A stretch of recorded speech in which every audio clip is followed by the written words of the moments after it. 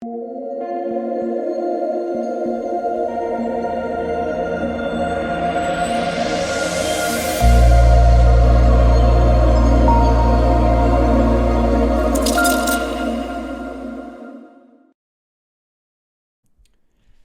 what is going on, guys? It's DK. Back at you with another video here to bring the 8-game NBA main slate on Friday. We are winding down the regular season, guys. 3 slates left, and this one should be a fun one. If you guys are new to the channel, welcome. My name is DK. I make daily videos and live stream for NBA and NFL slates on Draftkings, and I also make videos for NBA Top Shot. If you're unable to watch these videos, I also upload on Apple Podcasts. I have a link down below. It's called the DKDFS Show. If you're interested in signing up for premium content, I offer that on patreon.com, an esports package. That includes Call of Duty and CSGO.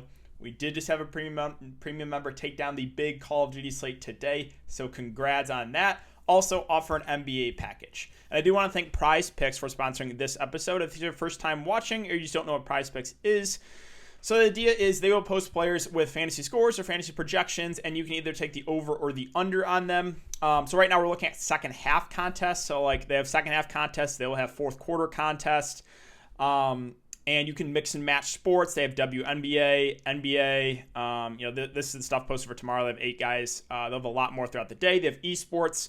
So, and it's a fun change of pace from DraftKings because you're not playing against anyone. You're just playing against the house. So if you guys want to try it out, you can sign up using the code DKDFS. DKDFS, all one word. Link down below. You will get a 100% match up to $100. And finally, I just want to thank you guys for your continued support. The live streams, again, we've been averaging 350 to 400 concurrent viewers. These videos are getting a lot of love. I think we hit 150 actually the other videos. So thank you guys for that. If you guys do enjoy this content, if you could hit that like button, subscribe if you haven't already. And hit the notification bell so you know when I upload videos, you know when I go live. This one should be a pretty crazy one, so make sure to check out the live stream tomorrow, guys. All right, before I talk about players and their prices for this 8-game slate, we can look back the lineup here from Thursday.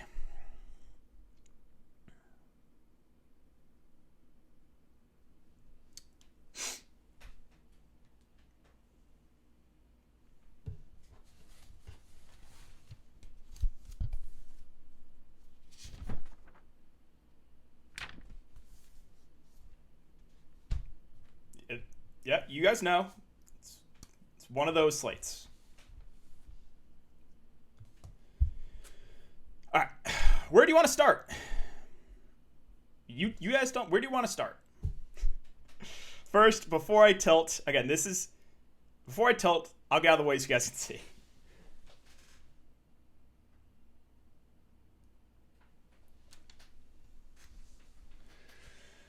All right. Let's start it off. Let's see. I just want to make sure I got everything jotted down here. I'm trying to think where I want to start. Okay. So let's start it off with Chalk Keelan Martin. 9 first half minutes.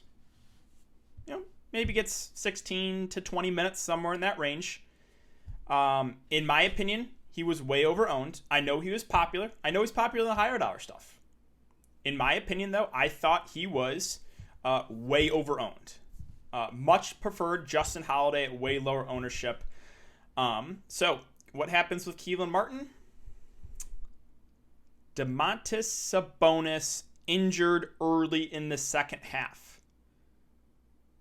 So Keelan Martin comes in, basically plays the rest of the game, and I think bailed people out. I thought he was bad chalk. So that is number one. Also, you can see Sabonis in my lineup. If Sabonis doesn't get injured, it's probably a pretty big day for me. Currently sitting in 6 with an injured Sabonis.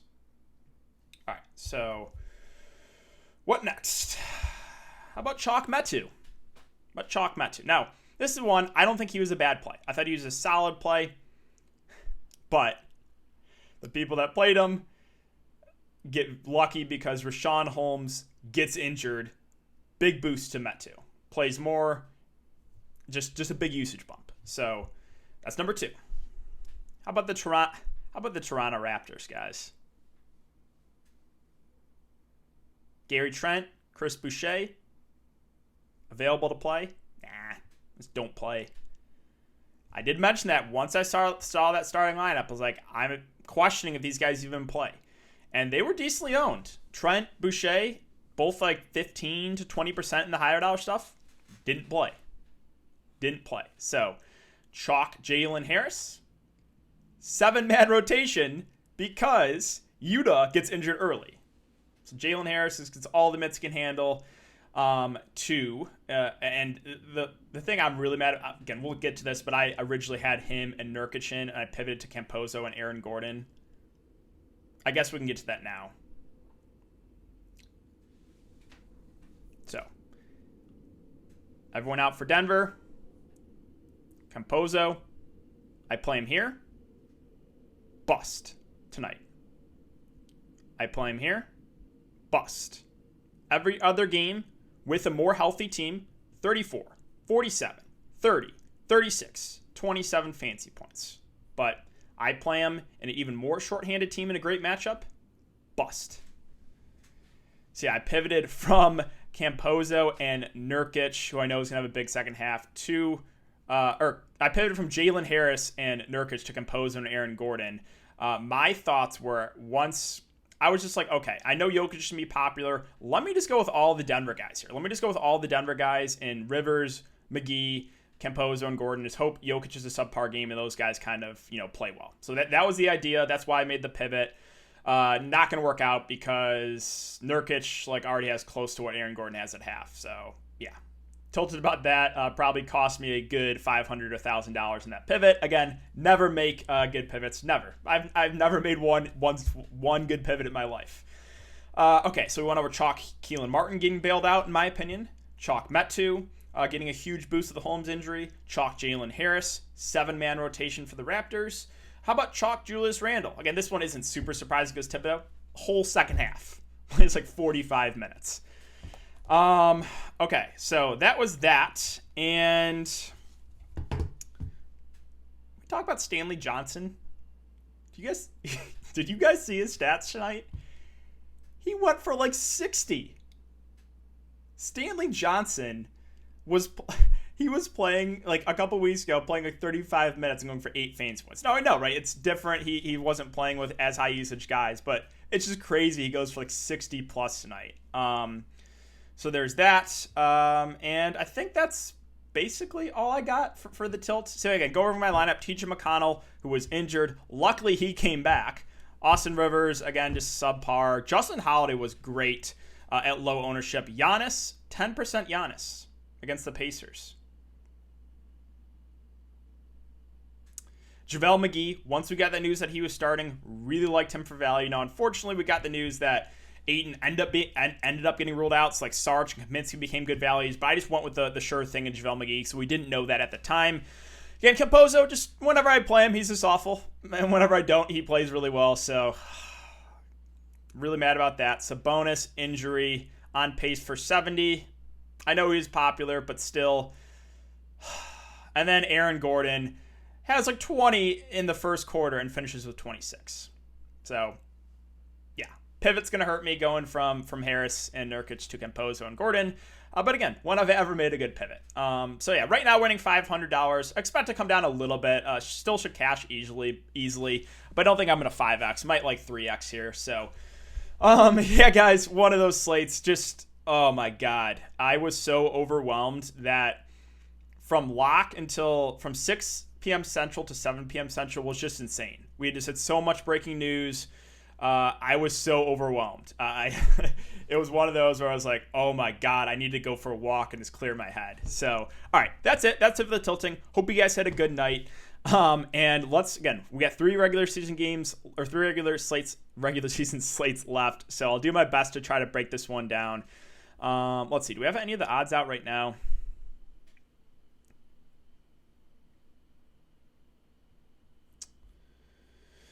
No, none. So, all right, Cleveland and Washington. On the Cleveland side, right now we have Garland listed as questionable and Chetty Osman listed as questionable. Both pretty big. That does change some things. That they're both out. Sexton's a fine tournament play. Play big minutes. It's a good matchup. Both bigs are viable. Kevin Love, it kind of feels like chasing, and he just went off out of nowhere. Like a 30-14 game. Where did that come from Kevin Love? The matchup's solid. He's been up and down this season, but I think he's a fair play in the mid-range. Jarrett Allen also has some interesting. He's been very up and down, though. So like both Cleveland bigs are definitely in play here because of the matchup. Okoro has been playing well of late, but now he's to a point where it's like 5-2. It's gonna be tough. It's gonna be tough for me to get there. Dean Wade, probably not for me. I will mention if both Shetty and Garland are out, I think Kabengele probably gets somewhere around 15 to 20 minutes off the bench. Not the worst point per minute guy. I don't think it's gonna be necessary. I think there's gonna be a lot better value opening up throughout the slate, but just thought I would mention him. On the Washington side, so finally we're getting to a point where Westbrook's about right. 12-8. I think he should be like 13-5, but 12-8 is getting to that point. So yeah, no Brad Beal. He's going to play about 40 minutes. Now, I will mention, the two games that Russell Westbrook has had kind of off games were against Cleveland. Now, sure, that was a blowout where he went for 51 fantasy points, but yeah, I think Westbrook, once again, this is going to be a stars and scrubs slate. Washington need to win games, and Westbrook should play all the minutes can handle. So I think there's going to be enough value that opens up that I'm still fine getting to Russell Westbrook even at 12.8K.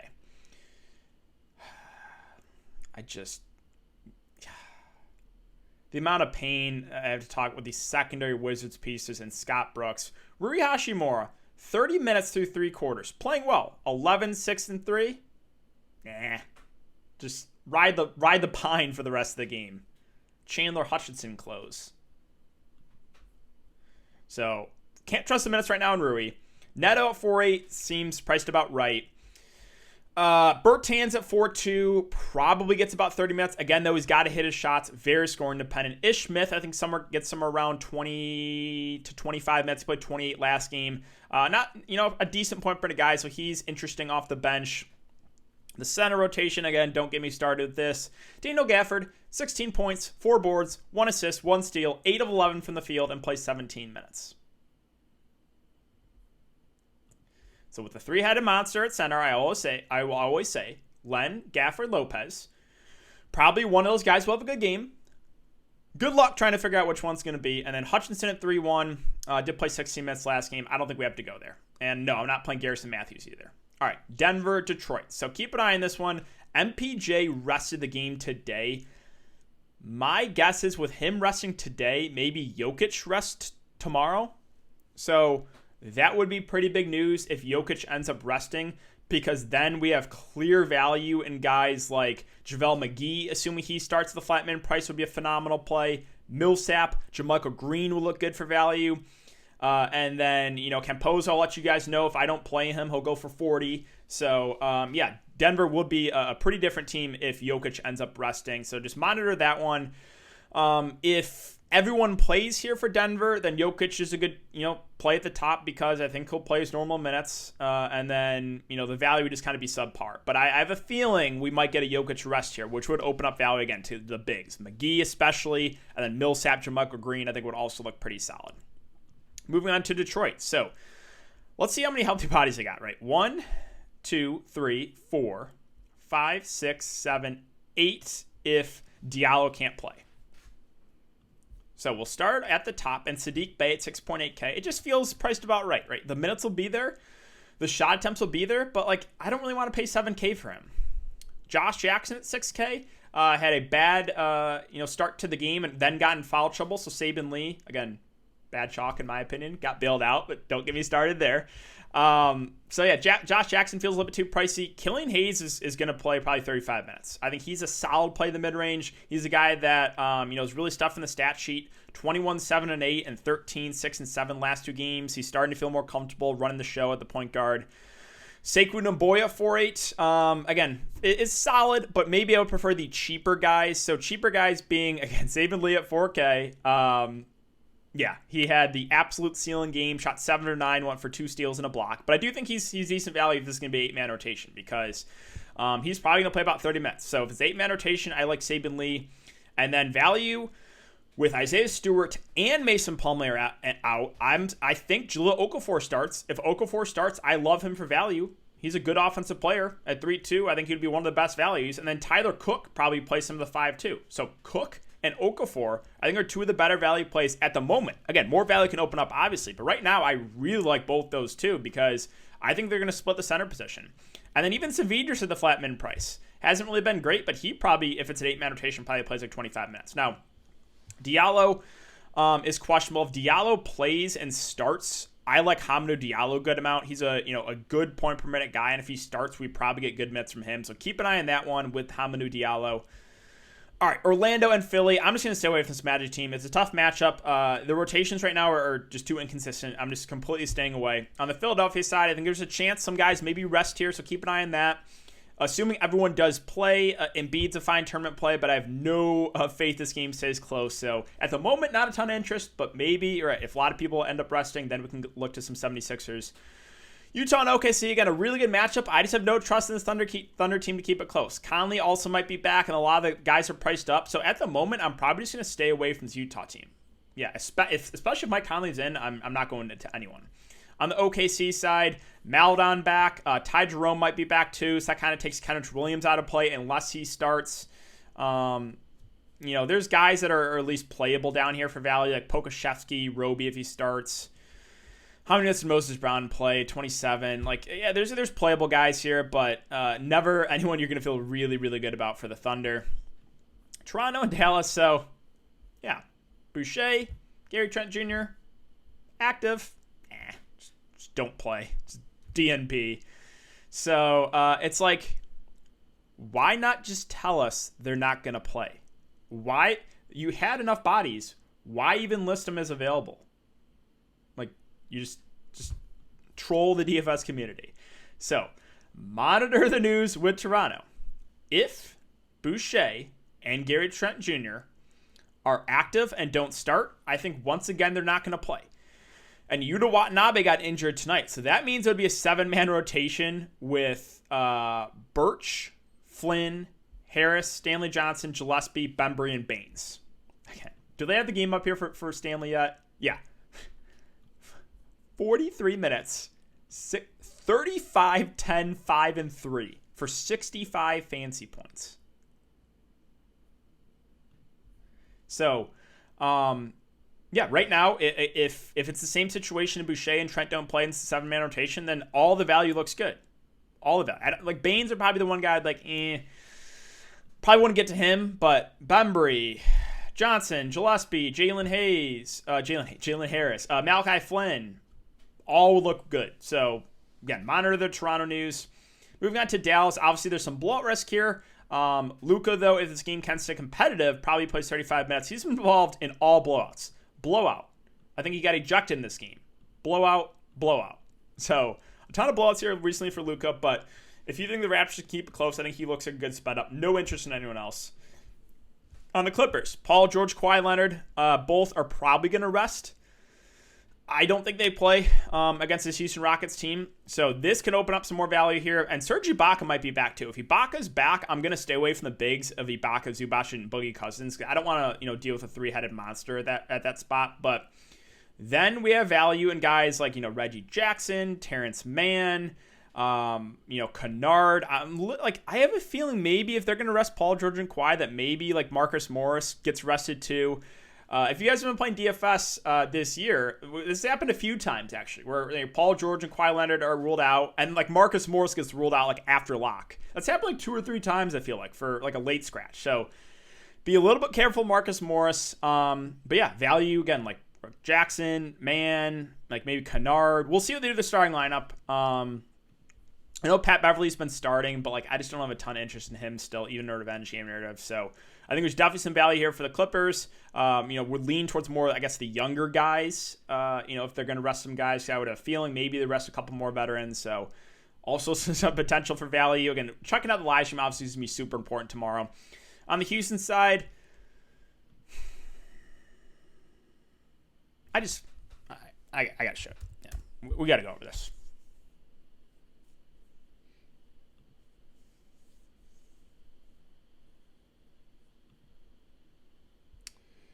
All right, where is here?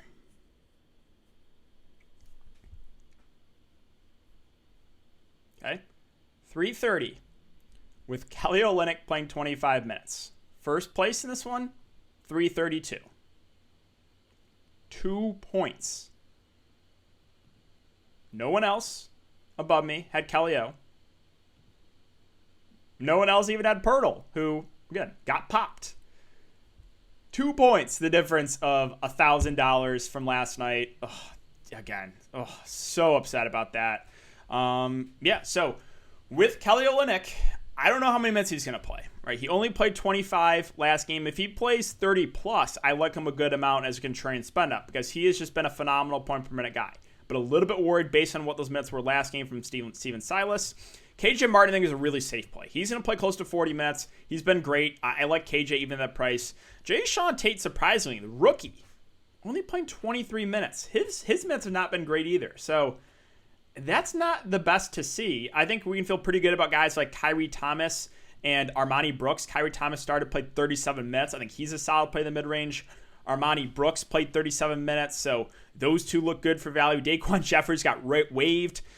DJ Augustine, veteran, he's probably going to get around 25 minutes, but just he could get his minutes cut short, so he's a little bit riskier. And then Anthony Lamb came back and played 34 minutes. I like him for value if he's going to play those similar type of minutes. And Cam Oliver, mentioned him as a sneaky value play last slate, played 23 minutes, went for 25 fantasy points. I think he's a pretty good play at mid price. So I like the young guys for Houston, so that being KJ Martin, Thomas, Brooks, Lamb, and Cam Oliver.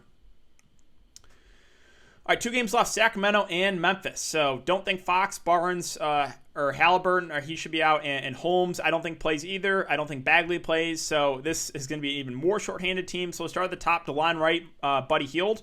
Both should play, 35 to 40 minutes. I think they're both good spend-ups in a good matchup. Do prefer Wright to Buddy Hield. Terrence Davis off the bench should get over 30 minutes. A fair GPP play. I think Mo Harkless is fine value. Probably give the edge to Metu, though. Younger guy. I think he plays a little bit more. Again, he played 34 minutes tonight. How many minutes did Harkless play? I think his minutes went down. He only played 29, so I think I would give the edge to Metu. And then Damian Jones, if there's no Holmes, I assume he starts. If he does start, I like him for value. I don't think Whiteside plays unless he starts, and I can't really go there at that price. Lewis King's probably going to be in the rotation, but I'm not going to go there. Justin James had a big game off the bench. 42 fantasy points for Justin James tonight. I guess you can take a shot at him for GPPs, but it's not something I feel amazing about. On the Memphis side, so Jonas Valanciunas, he played tonight. He played 30-plus minutes, and he crushed again. Assuming he plays here, I really like Jonas Valanciunas because he's just a phenomenal point-per-minute guy, and right now he's playing 35 minutes. So really like JV. If JV's in, I'm not really looking to Ja. I don't expect Triple J to play. Now, if Triple J and JV are out, then we can look to guys like Clark and Tillman for value. So monitor that situation. So again, just keep an eye on the Memphis stuff. But if everyone plays, it's really my favorite play would be Jonas Valanciunas. I know Dylan Brooks had a big game today, but he's just not someone I like playing because he's super reliant on the scoring. All right, let's finish up New Orleans and Golden State. So Ingram, questionable. I don't see why he would play. They got 2 games left, nothing to play for. So I don't think he plays. Bledsoe at 6'5", and we got blown out last game in a close game, probably plays over 30 minutes. But the price is just kind of secondary option. I would rather get to NAW. He, even in a blowout, played 35 minutes. So, I think if this game turns ugly, NAW will still play. So, would rather have NAW than Eric Bledsoe. Hernan Gomez, Jackson Hayes should split the center minutes. I think I slightly prefer Hernan Gomez at 5'7" to Hayes at 5K. But again, both have been solid point per minute guys. They're both playable. With Johnson and Najee Marshall, fair plays, neither priorities. I think Johnson in a close game probably plays 30. Same with Najee Marshall. I don't expect Steven Adams to play. Again, why would he? And then Kira Lewis, didn't play a ton. He got kind of bailed out because of the blowout. He is just nothing more than a dart throw in tournaments, unless one of those other guards end up resting.